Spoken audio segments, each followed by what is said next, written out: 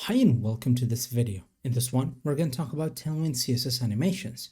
So hit that subscribe button and let's get started.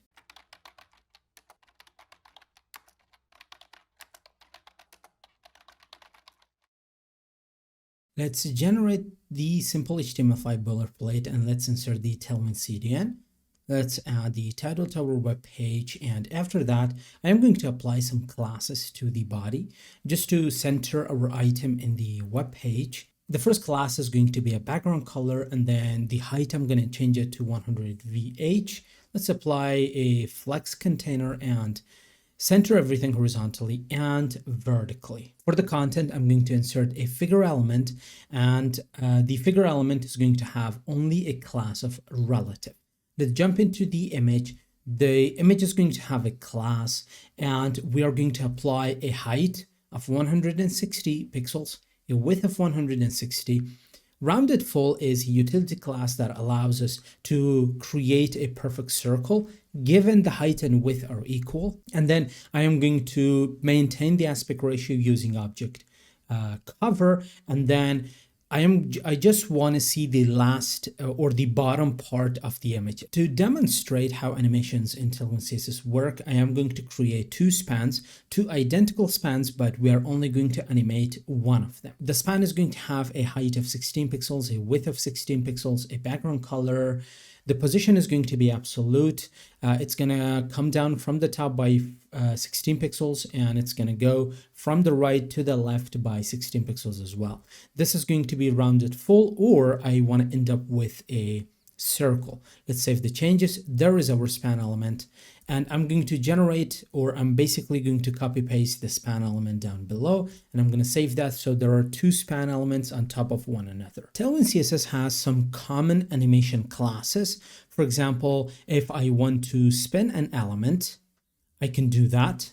I can use animate spin. If I want to remove this animation, I could either remove the class, or I could just say animate none.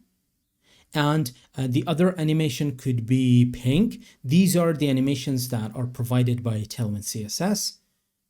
We could also say pulse. And finally, we have bounce.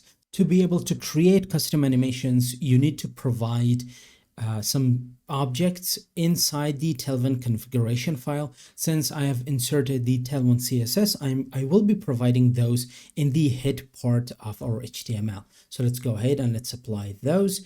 The first thing that I'm going to create is going to be a script tag. And within the script tag, I am going to target Tailwind config. That is an object.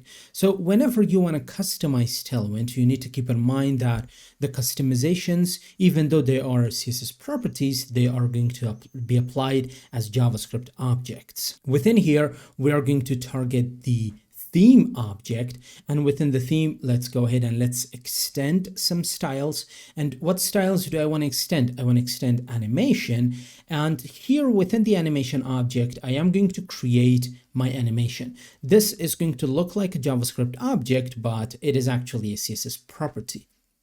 So the animation name is going to be wobble, and it's going to be 2 seconds, linear, and the iteration count is going to be infinite. Now, this is the animation. Let's provide keyframes as well. And for that, we are going to access the keyframes object and then the animation name. So keyframes are going to be applied in an animation name. And for this specific example, what I want to target is 5 different states or 5 different stages, starting from 0%, 25%, 50%, 75%, and 100%.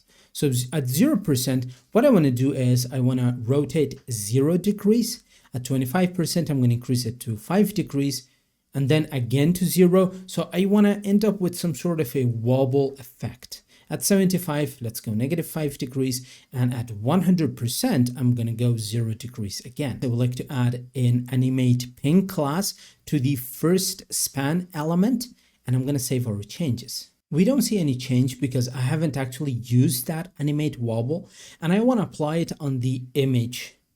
So I am going to go to the image class, and instead of animate bounce, I am going to say animate wobble.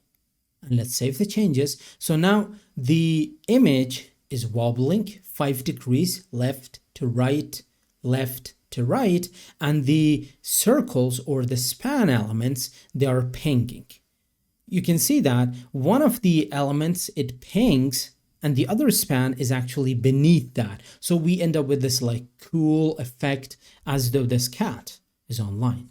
That is it for this video. See you in the next one.